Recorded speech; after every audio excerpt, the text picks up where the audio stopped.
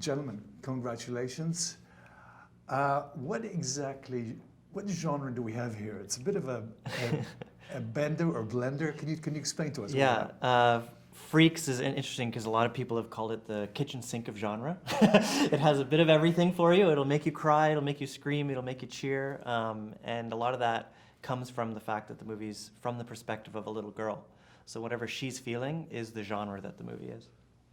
So what is the normal of the film? I mean, it's a whole new normal.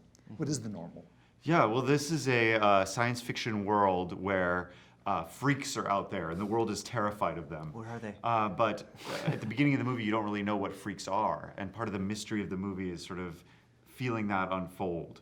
And eventually you learn that there's a fascist sort of police state hunting for freaks.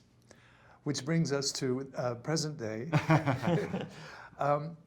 As I was saying, your timing couldn't be better in terms of what's happening in the real world here.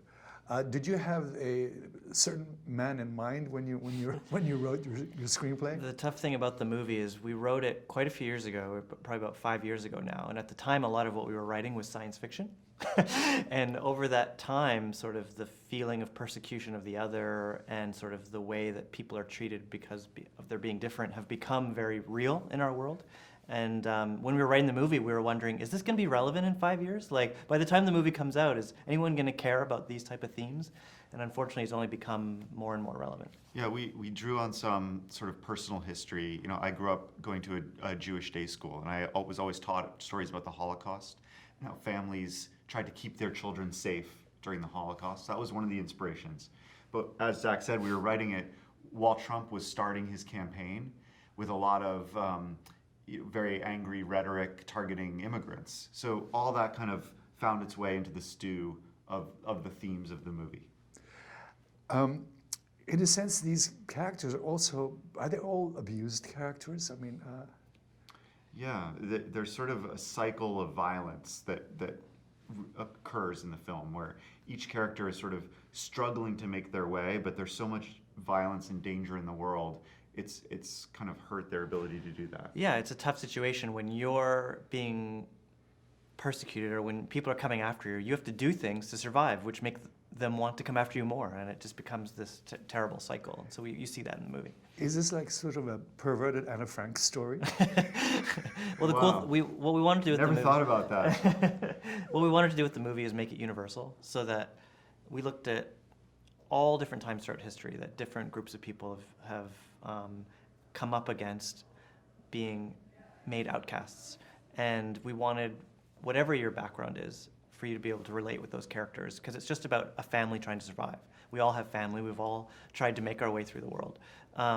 So hopefully the themes are universal in that way, that everyone can kind of relate to seeing what it's like to try and survive in a kind of crazy sci-fi fascist world.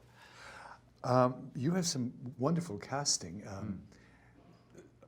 The Lexi, the little girl, is stellar. How do you work with her? It's like She is such a discovery. I mean, a lot of people come into the film because they are interested in the genre or they've heard of some of the actors, but everyone comes out of the film talking about Lexi. We found her, we did the audition process a little bit differently than usual. We used a lot of improv and tried to draw on her real world experiences to tap into her real emotions. You know, kids have a lot of big feelings. I know that because I'm a dad.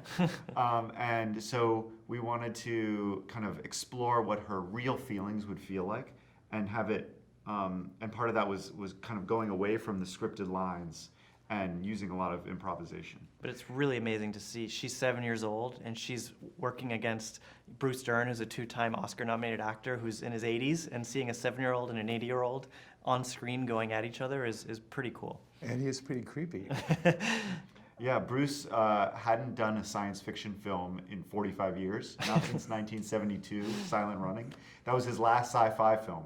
And now he's doing Freaks, and it's definitely a different kind of role than he's ever done in his legendary career. But he loves being creepy. We showed him the movie, and every time he was on screen being creepy, you could see him just like enjoying it so much.